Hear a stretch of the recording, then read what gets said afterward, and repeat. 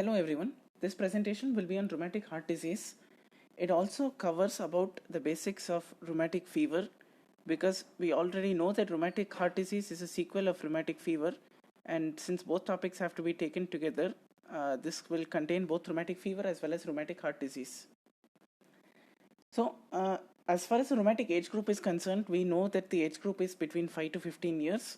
And the most important sequel of acute rheumatic fever is the rheumatic involvement of the valves. So rheumatic heart disease is nothing but a valvular heart disease. It is a rheumatic valvular heart disease. So these valvular lesions begin as small verrucous lesions. They comprise of a combination of fibrin cells along the borders of one or more valves, and the basic pathology for all of this is inflammation. So as and when the inflammation subsides, the valvular lesions also subside. It's important to note that a single episode of acute rheumatic fever results in complete healing of the valvular lesion, so there is never really any residual disease. So this point is important, where there is a complete healing. But repeated episodes of rheumatic fever, it's only on repeated episodes wherein you get a rheumatic heart disease. So a single episode of rheumatic fever causing a sequel is again very, very unlikely. So coming into rheumatic fever, the causative organism we know is because of group A streptococci, and 2/3 of all patients who have been diagnosed with rheumatic fever have had prior complaints of sore throat at least 2 to 3 weeks prior. Now if you consider the streptococci and go for the serotypes, there is a specific association with serotype 4 having a less incidence of rheumatic heart disease, even though it has a higher incidence of causing rheumatic fever. And the subtypes which are known for causing rheumatic fever are the subtypes 1, 3, 5, 6, 18 and 29. So coming to the pathogenesis of rheumatic fever, there are 3 theories which we should know. The first is the cytotoxic theory, the second is the immunogenic theory, and the third one is the pathogenic hypothesis. So coming to each in detail, the cytotoxic theory is basically where the group A streptococci toxin is involved in the pathogenesis due to the production of enzymes such as streptolysin O. So streptolysin O is known to be a cytotoxic enzyme, and the production of this streptolysin O is what results in the cytotoxicity. However, the point which goes against this hypothesis is the delay period of 2 to 4 weeks between pharyngitis and acute rheumatic fever, because as per the cytotoxic theory, it should happen side by side. So this is important. So that delay does not explain based on the cytotoxic theory. Now coming to the immunogenic theory, it is on the principle that the antigenicity of the various group A streptococci antigen has cellular as well as extracellular epitopes, and these have a cross reactivity to the cardiac antigen similar to a molecular mimicry. And this is explained specifically seen with the M1, M5, M6 and M19 portions, where there is an epitope shared between tropomyosin and myosin. Now coming to the pathogenetic hypothesis, where you have an M protein with an N-terminus domain. This specifically binds with the collagen, leading to an antibody response. So because we cannot specifically pinpoint any one theory, be it the immunogenic theory or be it the cytotoxic theory or the molecular mimicry based on the pathogenetic hypothesis, we can assume that it is a combination of all the three. No one theory alone explains the entire pathogenesis in detail. Now, the diagnosis of rheumatic fever is on the basis of Jone's criteria, and before going into Jone's criteria, we classify the population into two. One being a low risk population and one being a high risk population. So, a low risk population is where the incidence of acute rheumatic fever is less than 2 per 1 lakh school age children, or the incidence of a rheumatic heart disease is less than 1 per 1000. A high risk population is where the incidence of acute rheumatic fever is more than 2 per 1 lakh school age children, or the incidence of rheumatic heart disease being more than 1 per 1000. India falls under the high risk population. So for theoretical sake, we should know both the low risk as well as the high risk population. Now the low risk population, we divide it into major and minor criteria. That remains the same. So the major criteria include carditis, migratory polyarthritis, erythema marginatum, subcutaneous nodules and chorea. These are the major criteria for a low risk population. Now coming to the minor criteria, polyarthralgia, fever more than 38.5 degrees Celsius, any elevated acute phase reactant, specifically an ESR of more than 60, CRP more than 3, and a prolonged PR interval on an ECG. All these are minor criteria for a low risk population.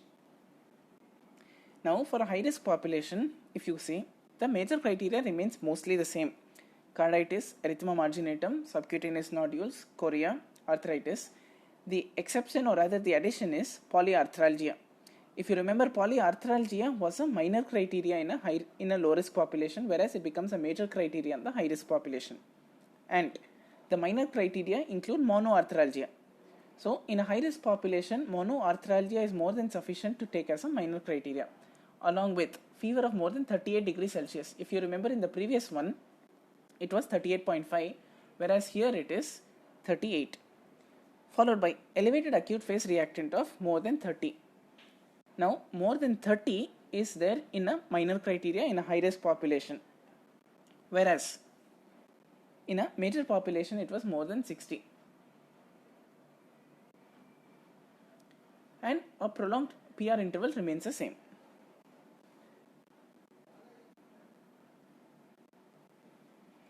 Now, what's important to note is the presence of one major criteria is sufficient to label it as rheumatic fever, or the presence of more than two minor criteria is more than enough to label it as probable rheumatic fever. So one major or two minor is more than sufficient, irrespective whether it is a low risk or a high risk population. Now coming to migratory polyarthritis. Arthritis is seen in 73% of the patients with acute rheumatic fever and is generally the most common presenting complaint. So migratory polyarthritis. Arthritis, as we know, okay, and migratory means initially it is present in one joint and then it migrates. So once it resolves in that joint, it is seen elsewhere. This migratory polyarthritis has a predilection towards a large joint, specifically towards the knee, ankle, wrist and elbow. When I say predilection towards a large joints, I generally mean that there is a sparing of the small joint, and it is classically described as hot, red, swollen and tender. So like I was telling initially, it is migratory in nature and can become normal within 1 to 3 days without treatment itself. But once it becomes normal, it will affect another joint. And monoarticular arthritis is very, very rare unless someone has already started on an anti-inflammatory therapy and it is not in the natural course of the disease.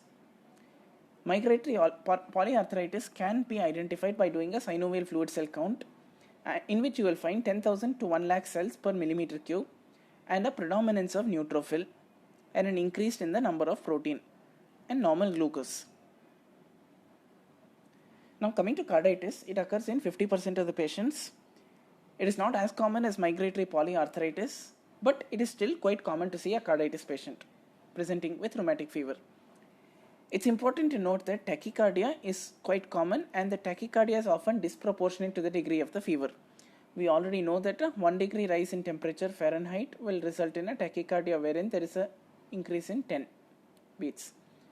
However, it is disproportionate where you can even get 1:15 or 1:20.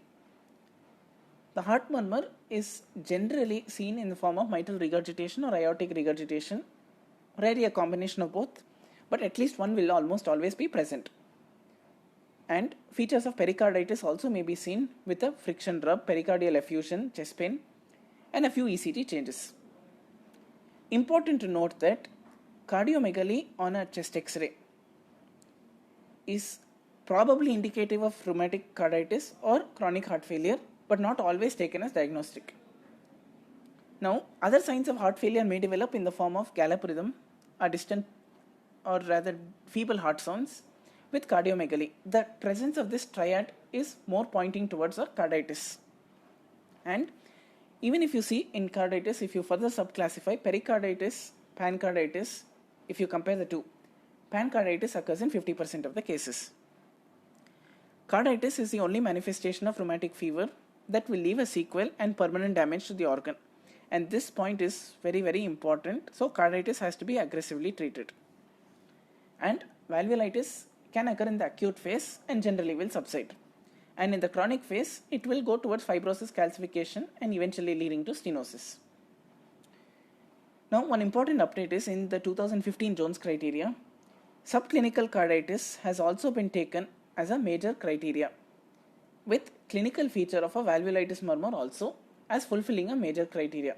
Though this is controversial, the reason for including subclinical carditis also is to ensure that aggressive treatment is given to prevent the complications.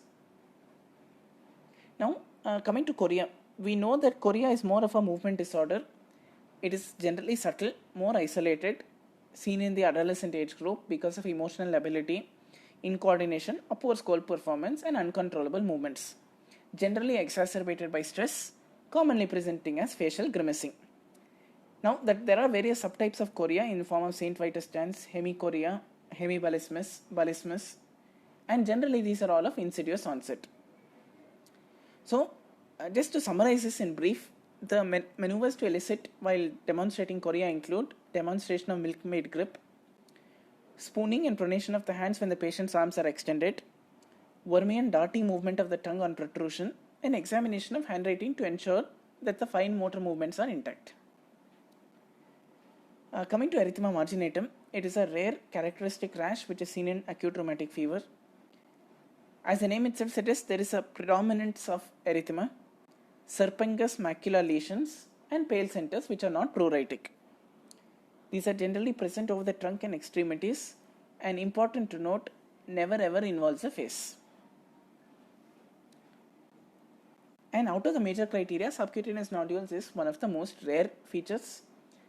It is seen in less than 1%, generally seen late, and it consists of firm nodules which are seen almost always over a bony prominence. Now, it's important to consider the differential diagnosis for each of these major criteria. We'll consider one by one. If we take arthritis, the most common differential diagnosis given the age group is juvenile arthritis, which will generally not be migratory in nature. Secondly, reactive arthritis post an infection such as Shigella or Salmonella is possible. But again, there will be a clear-cut history of preceding fever with other symptoms, not just a sore throat.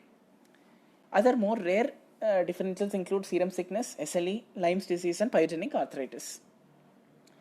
Now, coming to carditis, the differentials, close differentials will be viral myocarditis or pericarditis. Infective endocarditis is a close mimic, but clinically it will differ in the form of examination features. Kawasaki is also a close mimic, and very rarely it can present as congenital heart disease, and very, very rarely an innocent murmur will masquerade as a carditis. Now, coming to the chorea, Huntington's chorea is commonly seen in this age group, but we do also need to consider other behavioral disorders, other CNS conditions like Wilson's, SLE, very rarely cerebral palsy, though cerebral palsy will be more clear-cut, and other tic disorders and hyperactivity. Now, coming to the treatment of acute rheumatic fever, the most mainstay of the treatment goes in the form of bed rest and close monitoring in the form of carditis to ensure if carditis is identified to treat aggressively and early. The antibiotic of choice remains penicillin intramuscular and or amoxicillin, and in patients with penicillin proven allergies to give erythromycin or azithromycin. Anti-inflammatory action is obtained by giving aspirin at the dose of 60 mg per kg per day and prednisolone at 2 mg per kg per day if carditis is present.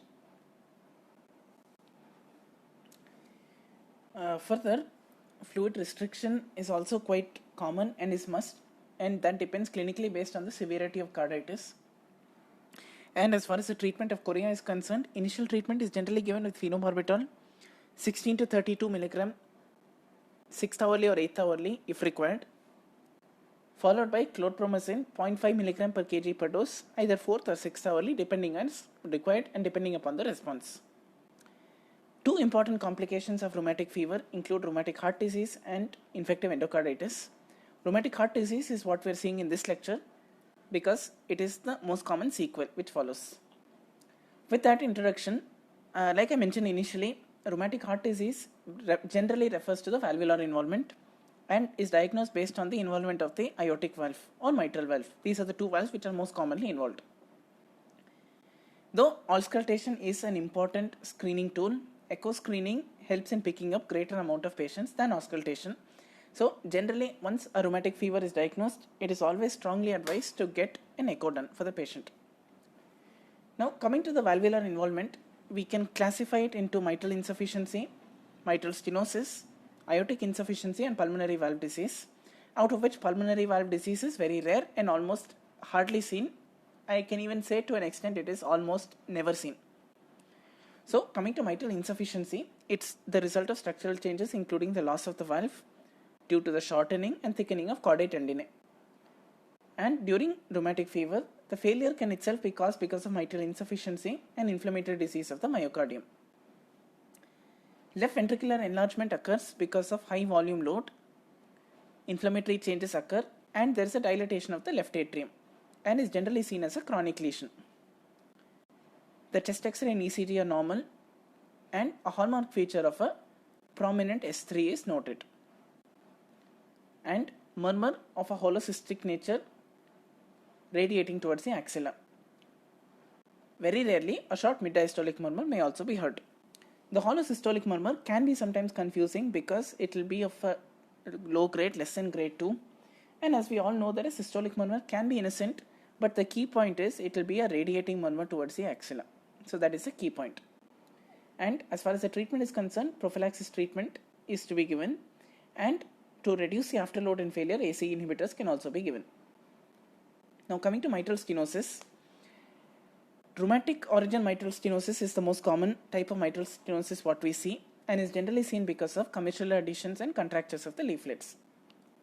Right ventricular hypertrophy is common, and right ventricular dilatation soon follows. The clinical features include mid-diastolic murmur with a presystolic accentuation, specifically seen in the apical region. And interesting to note that chest X-ray and ECG both are normal. There is no cardiomegaly and no ECG PR abnormality. Again, prophylaxis treatment is mandatory and surgical valvotomy may be considered. Coming to aortic insufficiency, if there is a sclerosis of the aortic valve resulting in a distortion of the cusp with unusual symptoms of sweating, tachycardia, hypertension or chest pain. On examination finding a wide pulse pressure, bounding pulses with a low diastolic pressure, we can consider aortic insufficiency. These are further confirmed by an Austin-Flint murmur. The Austin-Flint murmur is a pathognomic murmur seen in aortic insufficiency. And even in aortic insufficiency, the chest X-ray and ECG both are normal. But in advanced stages, prominent P waves will be noted. Like I mentioned about pulmonary valve disease, it is almost never seen. It is very rare, but if present, it will be present as a Gram-Steele murmur. And it is generally a very late finding, but picking up a patient after a pulmonary valve involvement is rare because by that time they would have become symptomatic and it would have already been diagnosed.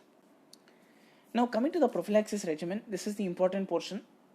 So to prevent a further episode, what needs to be done is penicillin prophylaxis is mandatory. Benzathine penicillin is generally the drug of choice. It is given as a single IM injection every 3 to 4 weeks and the dosage is weight based. Any patient less than 30 kgs requires 6 lakh international units. Any patient more than 30 kgs requires 12 lakh international units. Penicillin V is an oral formulation and is to be given 250 mg twice daily if a patient wants to avoid the injectable route. Now the question will come because penicillin allergies are very common. What to do in patients with a penicillin allergy? We can consider erythromycin 250 mg orally twice daily as long-term prophylaxis. Now the question arises how long to give. In a rheumatic fever without carditis, we should give prophylaxis for a 5-year duration or until the child attains 21 years of age, whichever is longer. So example, supposing a child is diagnosed for the first time at age of 15, then he should get prophylaxis until age 21. If the first presentation occurs at age 17, a bit late and atypical, he should get the prophylaxis until the age of 22. Now, supposing the child comes with rheumatic fever with carditis but without residual heart disease, then we should give prophylaxis for 10 years or until 21 years of age, whichever is longer. So, assuming a child comes with carditis at 6 years of age, if we give 10 years, it would be 16. Such children we should give until 21 because it's longer. However, if the first presentation is at age say 14, we should give until the child becomes 24.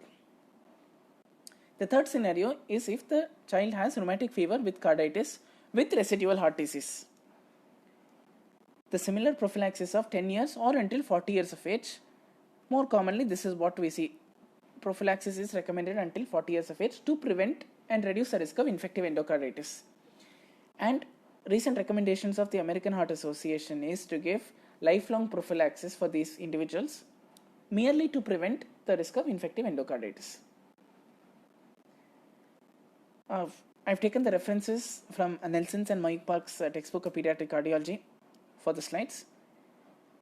Thank you all for tuning in. One disclaimer which I would like to add, this video is targeted towards medical students and is not really intended at patient-oriented care. So if you have any doubts with regard to patient care, please do contact your physician if it is with reference to your child, because a face-to-face consult can never replace knowledge obtained through the internet.